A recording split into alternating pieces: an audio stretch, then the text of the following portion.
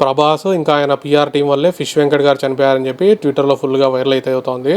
Fish Venkat గారి వైఫ్ది ఒక చిన్న వీడియో క్లిప్ అయితే వైరల్ అవుతోంది.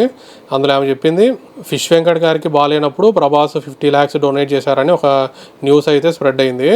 ఆ న్యూస్ స్ప్రెడ్ అయినప్పటి నుంచి వీళ్ళకి డొనేషన్స్ అయితే రావడం మానేసాయంట. కానీ నిజానికి ప్రభాస్ అయితే 50 lakhs అయితే డొనేషన్ ఇవ్వలేదు. కానీ ఆ న్యూస్ చూసి అందరూ వీళ్ళకి 50 lakhs వచ్చేసాయి కదా, ఇంక అవసరం లేదని డొనేషన్స్ అయితే ఆపేశారంట. కనీసం డొనేషన్స్ వచ్చుంటే ఆయన బతుకుండేవాడు, ట్రీట్మెంట్ జరిగాని అయితే చెప్తా ఉంది. ఈ విషయం ప్రభాస్ గారన్న అప్పుడు ఫేక్ న్యూస్ ఇది అని చెప్పుంటే బాగుండేది అని చెప్తా ఉంది ఈమె. వీళ్ళకి డొనేట్ చేసిన వాళ్ళలో పవన్ కళ్యాణ్ గారు 2 lakhs డొనేట్ చేశారంట, విశ్వక్సేన్ గారు 2 lakhs డొనేట్ చేశారంట, ఇంకా మోపిదేవి వెంకటరమణ గారు 1 lakh అయితే డొనేట్ చేశారు. ఎప్పుడైతే ప్రభాస్ 50 lakhs డొనేట్ చేశాడని న్యూస్ అయితే స్ప్రెడ్ అయిందో అప్పటి నుంచి వీళ్ళకి డొనేషన్స్ అయితే రావడం మానేసాయంట. ట్రీట్మెంట్కి డబ్బులు లేక ఆయన అయితే చనిపోయాడని ఇవైతే చెప్తుంది. ఇట్లా అడుగుతారు అందరూ.